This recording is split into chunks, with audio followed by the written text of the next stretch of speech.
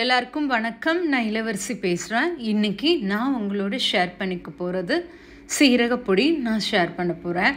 சீரகப்பொடி பண்ணுறது ரொம்ப ரொம்ப ஈஸி. நீங்கள் இதெல்லாம் நீங்கள் கடைகளில் பேக்கெட்டாக நீங்கள் வாங்கி சமைக்க வேண்டாம். வீட்டிலே ரொம்ப சூப்பராக பண்ணலாம். வாங்க பார்க்கலாம். சீரகம் பார்த்திங்கன்னா ஜஸ்ட்டு நம்ம ஹோல்சேலில் நம்ம வாங்கிட்டு அதை ஒரு கப் அளவுக்கோ இல்லை உங்களுக்கு எந்த அளவுக்கு ஸ்டோரேஜ் பண்ணணும்னு நீங்கள் நினைக்கிறீங்களோ அந்த மாதிரி எடுத்துக்கலாம். நான் ஒரு கப் அளவுக்கு பிளேட்டில் எடுத்து வச்சுருக்கேன். சட்டியை சூடு பண்ணிவிட்டு நீங்கள் சீரகத்தை போட்டு ஜஸ்ட்டு வாசனை வர வரைக்கும் நீங்கள் வறுக்கணும். எந்த பொருளையுமே கருக விடக்கூடாது.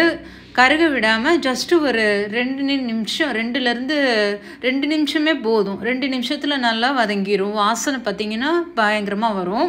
ஸோ அந்த அளவுக்கு நம்ம வாசனை வந்தோடனே நம்ம எடுத்துடலாம். இந்த மாதிரி பாருங்கள்.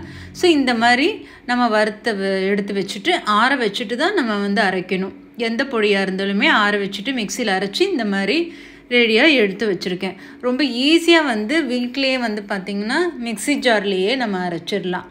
இந்த மாதிரி சீரகத்தூள்லாம் பார்த்திங்கன்னா நம்ம ஒரு மாதத்துக்கு இது வச்சுக்கலாம். கொஞ்சம் கொஞ்சம் தான் நம்ம சமையலில் போடுவோம். ரொம்ப டேஸ்ட்டாக இருக்கும். இன்னொன்று என்னென்னா சீரகத்தை பார்த்திங்கன்னா 2 உடைச்ச மாதிரி பல்ஸ் மோடில் மிக்சியில் அரைச்சி நம்ம ஸ்டோர் பண்ணிக்கலாம். இது கோதுமை தோசைக்கெல்லாம் பார்த்திங்கன்னா மாவில் கொஞ்சம் தூவிட்டு நம்ம ஊற்றணுன்னா அந்த தோசை சாப்பிடும்போது அவ்வளோ மணமாக சுவையாக இருக்கும். எளிதாகவும் செரிக்கும். அதுக்கப்புறம் நம்ம பொங்கலில் கூட பொடிச்ச சீரகத்தை கூட போடலாம். ஸோ இந்த மாதிரி நமக்கு யூஸ்ஃபுல்லாக நம்ம சீரகத்தை நம்ம எப்படி வேணாலும் அரைச்சி வச்சுக்கலாங்க. சமையல் பார்த்திங்கன்னா நம்ம சீரகம் போடுறது தாளிக்கிறதும் போடலாம். ஆனால் இந்த மசாலா தூள் பார்த்திங்கன்னா நம்ம நான்வெஜ்ஜுக்கெலாம் போடுறதுக்கு நல்லாயிருக்கும். இந்த மாதிரி நீங்கள் செஞ்சு பாருங்கள். சீரகத்தூள்லாம் இதெல்லாம் புதுசாக சமைக்க ஆரம்பிக்கிறவங்களுக்கு இந்த வீடியோ பார்த்திங்கன்னா ரொம்ப ஹெல்ப்ஃபுல்லாக இருக்கும். அதனால தான் நான் எடுத்து ஷேர் பண்ணியிருக்கேன். உங்களுக்கு இந்த வீடியோ பிடிச்சிருந்ததுன்னா மறக்காமல் ஒரு லைக் பண்ணுங்கள். சேனலையும் மறக்காமல் சப்ஸ்கிரைப் பண்ணிக்கோங்க. பெல்லையும் எனேபிள் பண்ணிக்கோங்க. ஆளுன்னு ப்ரெஸ் பண்ணி எனேபிள் பண்ணிக்கோங்க.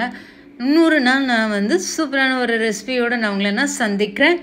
தேங்க்ஸ் ஃபார் வாட்சிங். நன்றி, வணக்கம்.